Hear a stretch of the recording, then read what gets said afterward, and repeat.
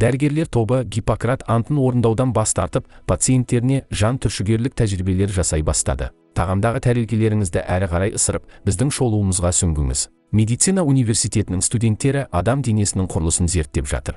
Олардың арасында Пола Хеннинг есімді өте дарынды қыз бар. Ол байқауда жеңіске жетіп, Хайдельбергтегі тамаша профессор Грамбектің анатомия бойынша ғылыми курсын өту құқығына ие болды. Пола өте қуанышты, өйткені бұл тамаша мансапқа жетудің зор мүмкіндігі. Қыз науқас қарт атасына қонаққа барады. Ол да бүкіл өмірін медицинаға арнады және өзінің ақылды немересін мақтан тұтады. Пола әкесіне келеді. Ол да дәрігер, бірақ атасынан айырмашылығы қызын алысқа жібергісі келмейді. Сондықтан олардың әңгімелері жанжалмен аяқталады. Қыз анасымен қоштасады да кетіп қалады. Осы кезде операция үстелінде әлдебір ер адам өзіне келеді. Ол оған не болғанын түсінбейтіні анық. Оның үстіне бетпердедегі дәрігерлер еңкейіп, ер адамның ішкі құрылысын қызығушылықпен зерттеп жатыр. Шамасы бұл жігітті сөзбе-сөз айтқанда бөлшектеп жатқан сияқты. Пола Хайдельбергке бара жатыр және пойызда Гретхен есімді қызбен танысады. Олар профессор Грамбектің қол астында бірге оқитын болады. Пола кофе дайындауға барады және қайтар жолда әлдекімнің дәрігердің жақсы досы мен әріптесіне қоңырау шалып, одан кеңес сұрайды.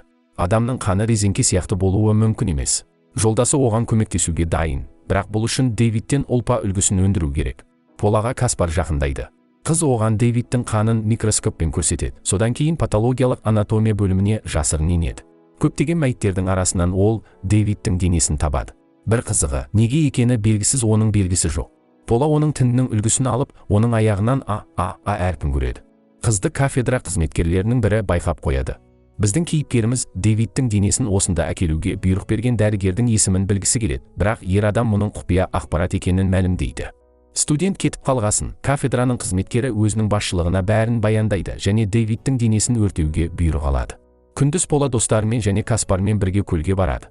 Гретхен құрбысына Хейн есімді жігітпен кездесе бастағанын айтады. Ол онша ақылды емес, есесіне сұлу әрі күшті. Пола Каспардан аның бас әріптері Гиппократқа қарсы қоғамды білдіретінін біледі. Бұл ғылыми жаңалық ашқысы келетін құпия ұйым. Бірақ сонымен қатар мораль мен этика мәдениетін мүлде елемейді. Пола өзінің білгенін Гретхенмен бөліседі. Кәдімгі дәрігерлер Гиппократ антын қабылдап, адамдарды құтқаруға уәде береді. Бірақ Гиппократқа қарсы ұйымға адам өмірі маңызды емес, сондықтан олардың заңсыз медициналық тәжірибелері әдетте өте нашар аяқталады. Пола бұл қоғам өздерінің өмір сүрулерін әлдеқашан доғарған деп ойлады, бірақ бұлай емес сияқты. Біздің кейіпкеріміз Дэвидке промедал атты тыйым салынған препаратты енгізгенін біледі. Тура соның салдарынан оның қаны осыншама қоюланып кетті. Пола алған ақпаратымен бөлісу үшін Гретхенге жүгіреді және оның құрбысы жігітін ауыстырғанын біледі. Енді ол Хейнмен емес, Филмен кездесіп жүр. Пола зертханаға асығып, профессор Грамбекті табады және оған Дэвид пен медальдар туралы баяндайды. Ғалым әңгіменің тақырыбын тағы да өзгертеді. Каспар байқаусызда өзінің саусағын кесіп алады және Пола оның жарақатын таңады. Жігіт кешкісін Гиппократқа қарсы ұйым жайында білетіннің барлығын айтып беруге уәде береді. Кешкісін қыз өзінің төсегінен үлкен қызылдақты, ал кереуеттің астынан бір түрлі шамды табады. Шамасы бұл Гиппократқа қарсы ұйымның ескертуі секілді, қыздың оларға кедергі келтірмеу үшін. Пола олардың бөлмелерінде біреудің жүргенін байқайды. Ол шақырылмаған қонаққа атылады да оны еденге құлатады. Сөйтсе бұл Гретхеннің бұрынғы жігіті Хейн екен. Ол өзінің сатқын сүйіктісін барлық жерден іздеп жүр. Пола бейшара Хейнді тынышталдыруға тырысады және осы сәтте оның бөлмесінен Каспар пайда болады. Ол барлығын басқаша түсініп, ренжулі күйінше кетіп қалады. Көп ұзамай Хейн де кетеді. Пола оның көкірегінен оғаш тыртықты байқайды. Бұл арада Гретхеннің өзі Филмен бірге қымбат мейрамханаға барады. Жұп ол жерден ақша төлеместен қашып кетеді. Олар анатомия кафедрасында оңашалануды шешеді. Онда Гретхен тура үстелдің үстінде қызу би ұйымдастырады және көп ұзамай Филдің алдына отырады.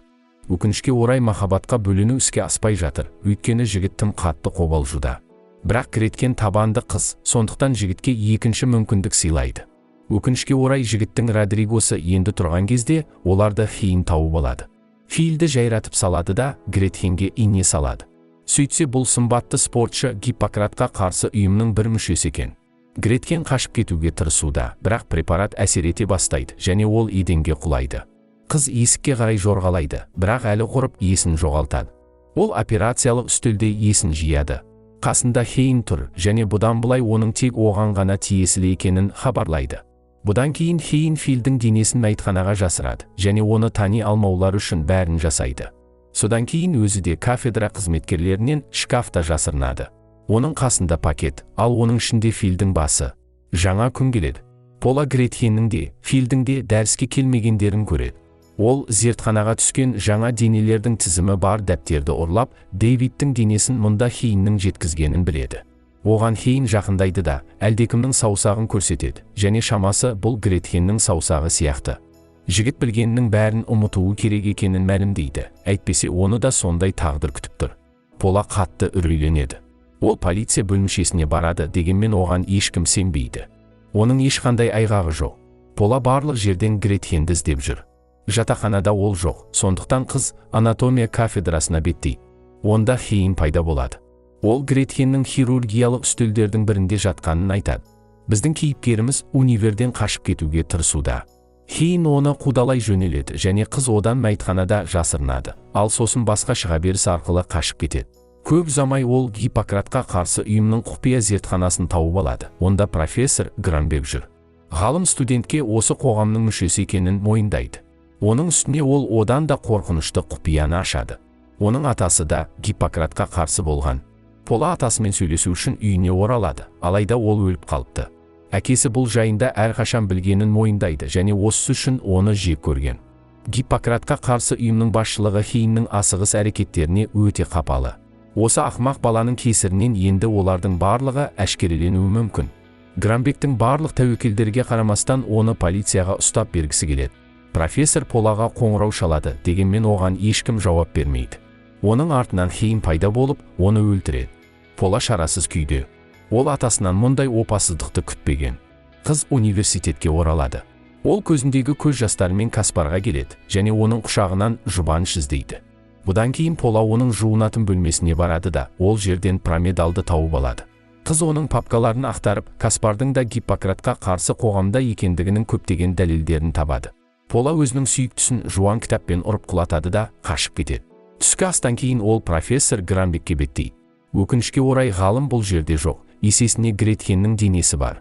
Пола дүрбелеңге беріліп, барлығын қиратады және еденге құлайды. Аудиториядан Хейн пайда болады. Ол Гретхен оның ең керемет туындысы екеніне мақтанады. Хейн қызға промедалды сұғады да оны естен тандырады. Ол анатомиялық үстелде есін жияды. Оның қолдары байлаулы. Скальпелімен бірге Каспар пайда болады. Ол оны босатып, Гиппократқа қарсы тарихты зерттеп жатқанын, бірақ өзі ешқашан заңсыз медициналық эксперименттерге қатыспағанын түсіндіреді. Поланың нұсқауымен Каспар оған промедалдың әрекетін бейтараптандыру үшін антидот енгізеді. Күтпеген жерден Хейн мен оның көмекшілері пайда болады және Каспарды ұстап алады.